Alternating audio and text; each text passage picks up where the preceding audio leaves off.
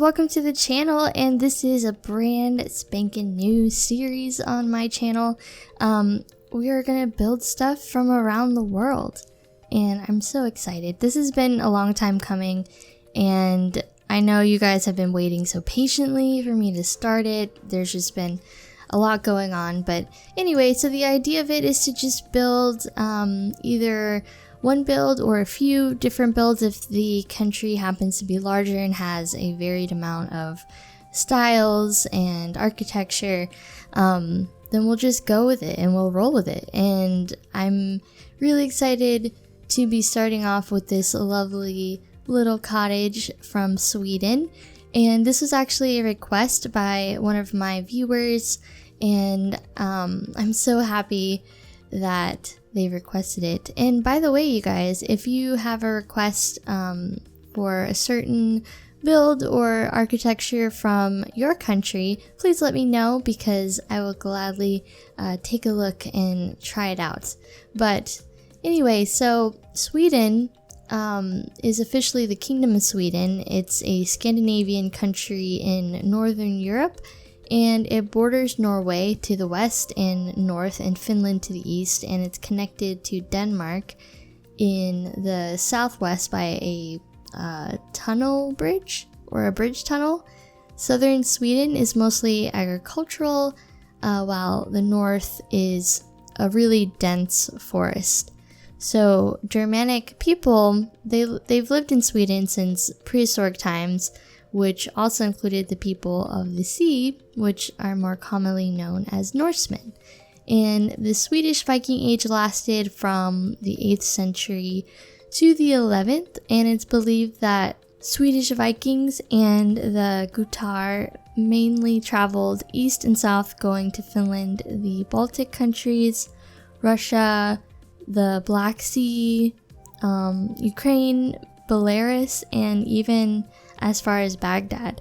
And the capital city is Stockholm, which also so happens to be the most populated city in the country. In the 18th century, Sweden's scientific revolution basically exploded, and previously, technological progress had mainly come from the mainland Europe, so there was a lot of farmers and more poor people in the country at that time.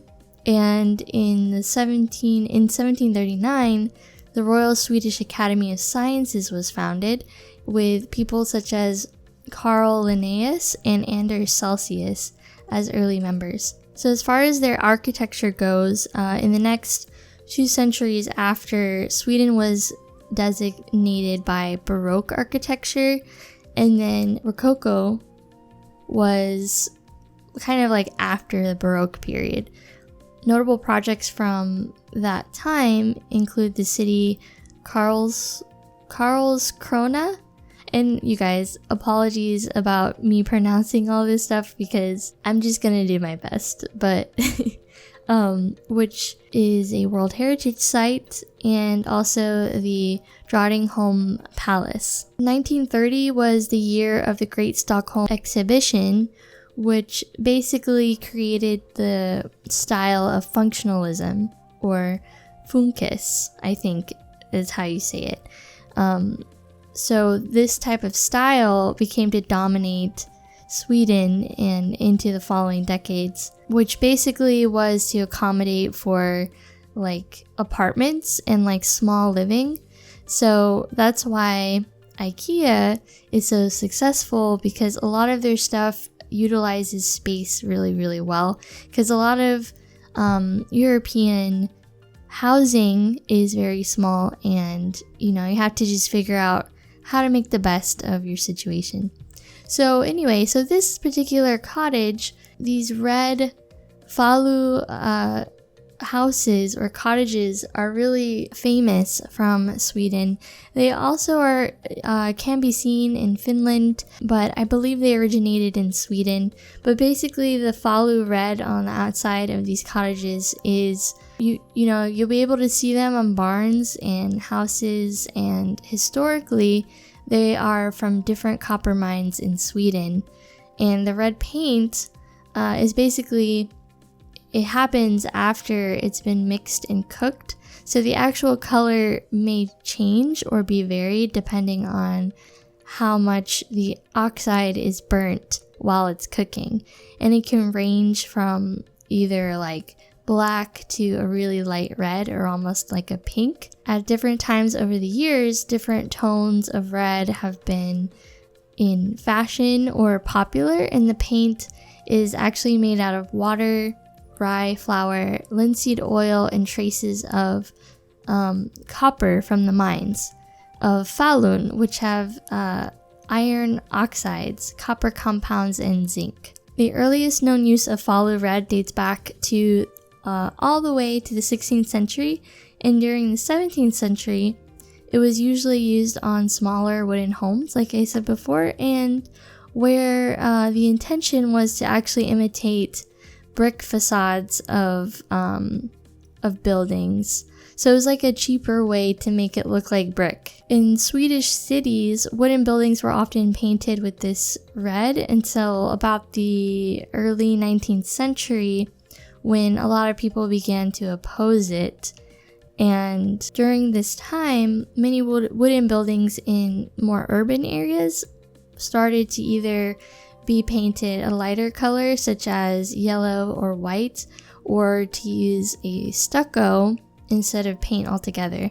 Using actual brick also increased during this time. However, even though it was kind of, coming out of fashion, the red paint grew in popularity in the countryside during the 19th century. This is because farmers began to paint their houses with this instead of, the other materials, because it was cheaper and it was more easily accessible to them. Falu red is still commonly used in the Swedish countryside today, and the Finnish expression tupa ja perunama. Well, basically, what I'm trying to say is it's a red house in a potato field, which is basically referring to the ideal family home or life, and it's a direct reference to a country house painted red. The two are kind of synonymous in Swedish culture, I think. But yeah, guys, that was a little bit about the history and the kind of why all the houses in the Swedish countryside are red. And I really thought it was interesting that it's actually a chemical process to create this red paint and how varied the colors are. I was trying to get like double height arches without using custom content, because I really want these particular builds to not have custom content.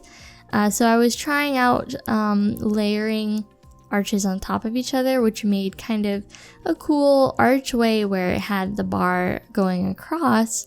But unfortunately, it doesn't stay that way when you're in live mode. It just kind of covers that part with wall anyway.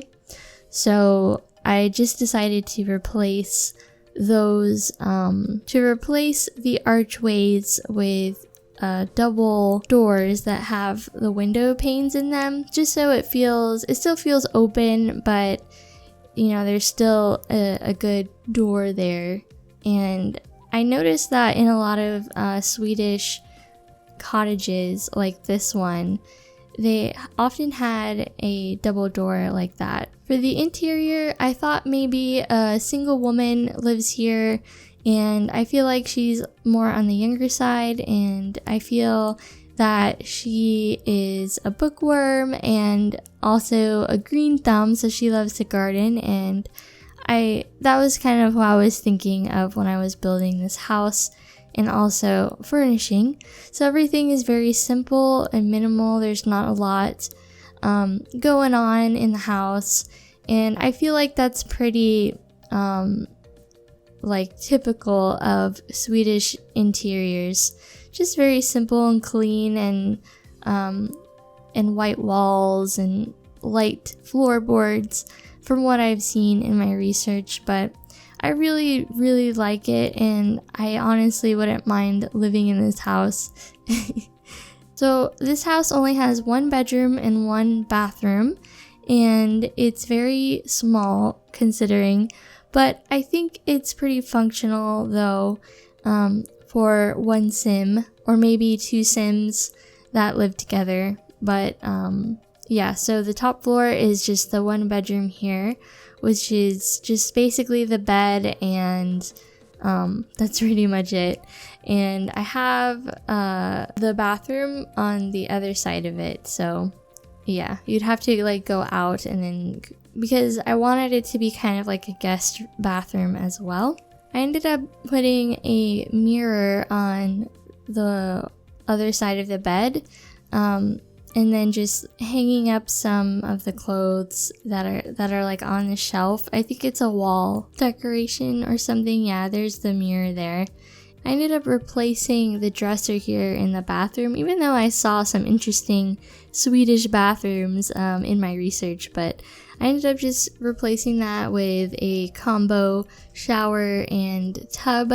And I wanted to do something here. I wanted to actually add in what would be a quote unquote washer and dryer, because I did notice that some Swedish bathrooms actually had a washer and a dryer in their bathroom, which honestly makes sense to me, because, you know, why would you go somewhere else in another part of the house when you're already there? So I thought that was kind of a neat idea, but unfortunately it just wasn't working out. And maybe in whenever we get the eco pack and we get some laundry, maybe that would work. But until then, you know, we'll just pretend that it's there.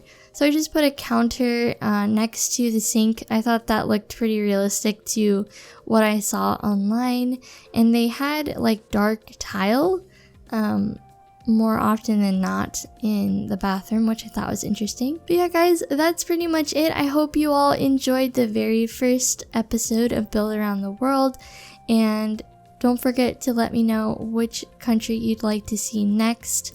And yeah, I really enjoyed it, and I'm so looking forward to the rest, and I'll see you all next time.